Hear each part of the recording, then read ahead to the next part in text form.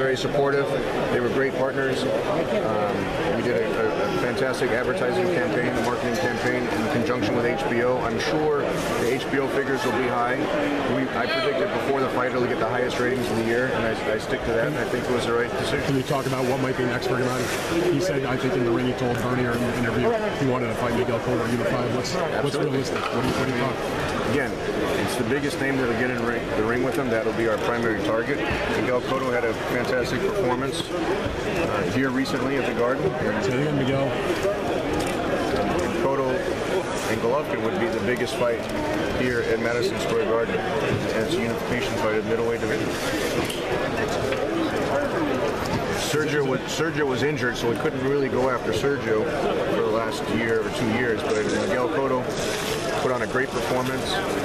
He showed that he's one of the top middleweights. We think clearly with this performance here, there's no question that Gennady should be considered and rated the highest middleweight in the world today. And the only way you can prove that is to fight the best, and Gennady always wants to fight the best. Now, Tom, being in the interim that, Cotto Canelo might happen, like, what do you do if that happens? I mean, where do you take Gennady from there? If it doesn't happen? Yeah, if Cotto Canelo happens sometime in May next year. If Cotto Canelo happens. Again, we just get the biggest name. Is the Cotto fight makeable for this year?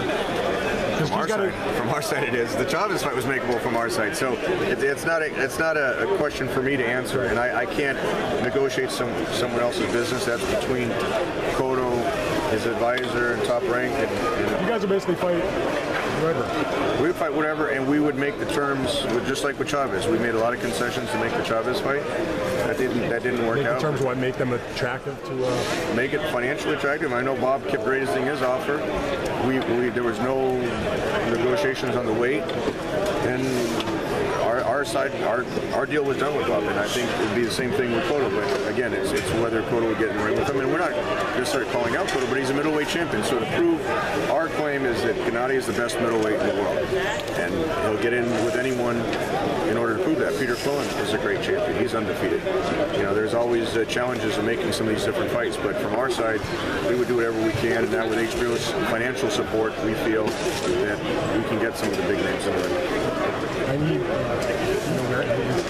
It's ridiculous that he hasn't come up to the front row yet. At Keenum? Yeah, it's ridiculous.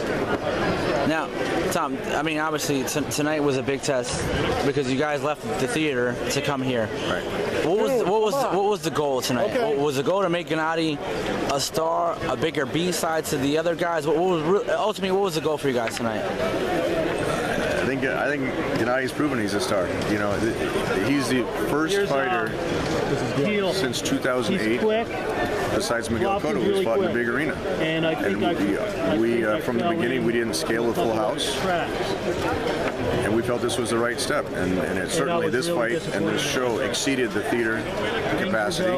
MSG was very supportive of this show and of Gennady, and it was clearly the right decision. Let's be honest, a lot of middleweight guys aren't going to fight your guy. I mean, Cotto, Quillen, whoever. What do you do then? What do you do then? Just keep fighting, just like we've done for the last 2 years. I mean, do you have skyrocketed? Do you move up or down, or is it just Solomon? Let's get him in the ring, or what do you guys do? There's a lot of big names at middleweight that Gennady hasn't fought yet. He hasn't done a unification fight, and we just go after the biggest name. It's a good night.